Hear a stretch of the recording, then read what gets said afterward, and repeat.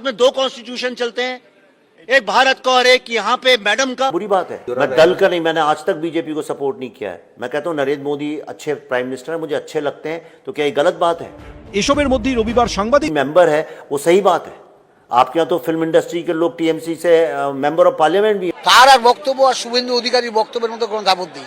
ওরা ইতিহাস জানে না। তো এই বেঙ্গল ফাইলসের মতো বই রাজনৈতিক উদ্দেশ্যেই তৈরি করা হয়েছে, জনগণের মধ্যে বিভাজনের স্মৃতি তৈরি করা হয়েছে। কোনো হোটেল বা রেস্টুরেন্ট বা কোনো অডিটোরিয়ামে কোনো অনুষ্ঠান করতে গেলে পুরসভার অ্যামিউজমেন্ট ডিপার্টমেন্টে ক্লিয়ারেন্স লাগে। তো এরকম কোনো ক্লিয়ারেন্স নেওয়া হয়েছে বলে আমাদের কাছে কোনো সংবাদ নেই। পার্টি মনে করে যে বহুবিধ ধারণা প্রকাশে পশ্চিমবঙ্গ একটা আদর্শ জায়গা, সেখানে কোনো বাধা নিষেধ দেওয়া হয়নি। যে রাজ্যের মানুষ কয়েকশো বছর ধরে গর্বিত অধিকারী তাদের ভাষার জন্যে, আর বেঙ্গল ফাইলস করছে যারা, তারা হচ্ছে সেই মতবাদের অংশীদার। তাতে বাংলার মানুষ সক্রিয় ক্ষোভ, সক্রিয় প্রতিরোধ দেখাবে, এটাতে আমরা অন্তত আশ্চর্য হচ্ছি না।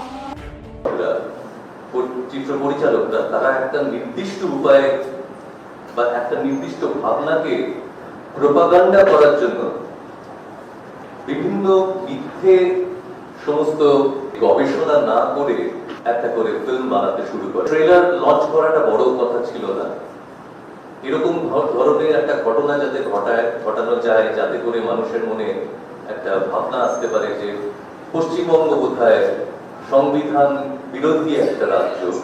অপরকে ও টিম নাকি ওয়েস্টবেঙ্গল ঘুরে ঘুরে সব হোমওয়ার্ক করে গেছে, তারপর ছবি করেছে। তো হোমওয়ার্কটা কি সেটা আমরা বুঝতে পারছি, আর সেইগুলো বক্তব্য রাখছে বিভিন্ন মিডিয়ার সামনে। পরিষ্কার বাংলায় মুখ্যমন্ত্রী মাননীয় মমতা বন্দ্যোপাধ্যায় যেভাবে সারা পশ্চিম বাংলায় সুন্দরভাবে শান্তিতে থাকছে, সেই জায়গাটা উস্কিয়ে দেওয়া পরিকল্পনা, যেহেতু সামনে ইলেকশন ওরা করতে চাচ্ছে। অন্যদিকে নমস্কার, আপনারা শুনছেন উত্তরে কণ্ঠ। উত্তরে কণ্ঠ থেকে আমি প্রভাত বসাক, তুফানগঞ্জ, কোচবিহার। দ্য বেঙ্গল ফাইলস নিয়ে আমি পরপর 2টো ভিডিও আপলোড করেছি। এটা আমার 3য় ভিডিও। তৃণমূল কংগ্রেস ও মমতা ব্যানার্জি যখন দেখলো যে the Bengal files trailer police দিয়েও আটকানো গেল না এবং প্রকাশিত হওয়ার সাথে সাথেই যেভাবে ভাইরাল হয়েছে, তাতে তৃণমূল কংগ্রেস প্রমাদ গুনছে। বর্তমান তথ্য প্রযুক্তির যুগে এভাবে আটকানো সম্ভব নয়। দেশ বিদেশের কোটি কোটি দর্শক ট্রেলারটি দেখে নিয়েছে। এবার তৃণমূল কংগ্রেস সাধু সেজে অন্য পথ নিয়েছে। তৃণমূল টলিউড ইন্ডাস্ট্রির অন্য সব পরিচালকদের নামিয়ে দিয়েছে। তাদের মধ্যে তাদের মাথা ভর্তি পাকা পাকা চুল নিয়ে মাথা ঝাঁকিয়ে ঝাঁকিয়ে অনেক জ্ঞান গর্ভ বক্তিমে দিচ্ছেন, যেন তারাই সব বোঝেন, আমরা কিছুই বুঝি না। দ্য বেঙ্গল ফাইলস সিনেমায় বাংলার অপমান করা হচ্ছে ইত্যাদি ইত্যাদি বলে বাঙালিদের তাতিয়ে দেওয়ার চেষ্টা হয়েছে।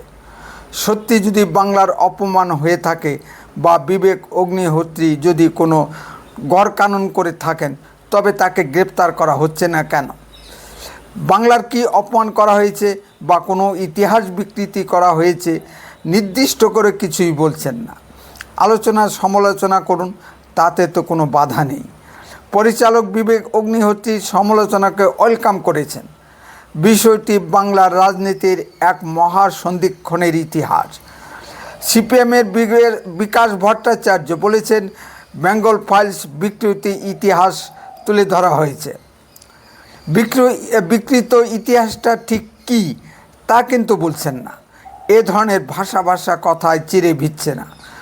বিকাশবাবু স্পষ্ট করে বলুন, 1946 সনের 14ই আগস্ট মুসলিম লীগের সভায় সিপিএম নেতা শ্রী জ্যোতি বসু কি বলেননি যে আগে পাকিস্তান দিতে হবে তবেই ভারত স্বাধীন হবে?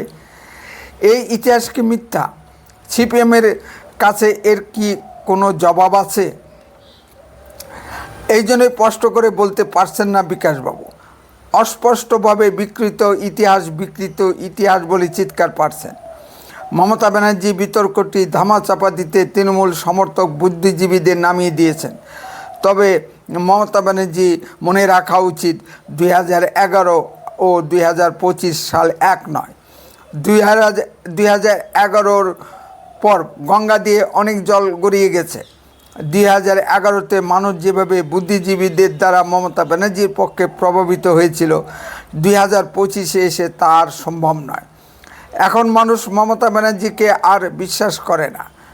আরজি কর কাণ্ডের ক্ষেত্রে 24,000 শিক্ষকের চাকরি বাতিলের ক্ষেত্রে বা কসবা ল কলেজে ছাত্রী গণধর্ষণের ক্ষেত্রে এদের তো দেখা মেলেনি। এত বড় একটা ঐতিহাসিক উপাদান নিয়ে ছবি করতে কাশ্মীর থেকে চিফ বিবেক অগ্নিহোত্রীকে আসতে হচ্ছে কেন? বাংলার বাঘা বাঘা পরিচালকরা কি বসে বসে ঘোড়ার ডিম পাড়ছিলেন? পরিচালক গৌতম ঘোষরা কোথায় গিয়ে লুকিয়েছিলেন? শোনা যায় বাংলা ছবির জন্য বিষয়বস্তুর অভাব পড়ে গেছে। ভারত বিভাজন নিয়েও যে ছবি করা যায় এবং তাতে দর্শকের অভাব হয় না, এ ভাবনা বাংলা পরিচালকদের আগে দেখা যায়নি কেন? নিত্য নতুন বিষয়বস্তু নিয়ে ছবি হতেই পারে, এই একই গতে বাঁধা ছবি মানুষ আর দেখতে পছন্দ করছে না। বেশ কয়েক বছর আগে ইটিভিতে জন্মভূমি নিয়ে একটি বাংলা টিভি সিরিয়াল হিট হয়েছিল, তাতে তো দর্শকের অভাব হয়নি। ঘটনাটি বৃহত্তর ময়মনসিংহ অঞ্চলের শেরপুর জমিদার বাড়ি নিয়ে। সন্ধ্যার দিকে মা মাসিমেরা বসে যেত সিরিয়ালটি দেখার জন্য। গৌতম ঘোষরা ভাবতে পারেন না সেই ভোট ব্যাংকের রাজনীতির জন্য। বাস্তব ঘটনা তুলে ধরলে যদি মুসলিম সম্প্রদায় খেপে যায়। যদি কেউ এই সকল বাধা বিপত্তি কাটিয়ে ভয় না পেয়ে ছবি নির্মাণ করে, তাতে বাধা দেওয়া হবে কেন? বাংলাদেশের বিভিন্ন মুসলিম ইউটিউবারগণ বাংলাদেশের বিভিন্ন হিন্দু জমিদার বাড়ি দিয়ে অনেক ভিডিও আপলোড করছেন, তাতে তো দর্শকের অভাব হচ্ছে না। বাংলাদেশের ইউটিউবারগণ ভয় না পেলেও পশ্চিমবঙ্গের সিনেমা পরিচালকরা ভয় পাচ্ছেন। উত্তরে কণ্ঠ সম্প্রদায় বাস্তব ও সত্য কথা বলে। আরও এই ধরনের ভিডিও পেতে দয়া করে এক্ষুনি চ্যানেলটিকে সাবস্ক্রাইব করুন, বেল আইকনে ক্লিক করুন, আপনার মূল্যবান মতামত কমেন্টে লিখুন। যদি ভিডিওটি ভালো লেগে থাকে তাহলে আপনি আপনার বন্ধু মহলে ভিডিওটি শেয়ার করুন। উত্তরে কণ্ঠ দেশের কথা বলে, দশের কথা বলে। আপনারা চোখ রাখুন উত্তরে কণ্ঠের পর্দায়। বন্দে মাতরম, ভারত মাতা কি জয়। সুস্থ থাকুন, ভালো থাকুন। খুব শীঘ্রই ফিরে আসছি নতুন কোনো ভিডিও নিয়ে। আপনারা দেখতে থাকুন উত্তরের কণ্ঠ।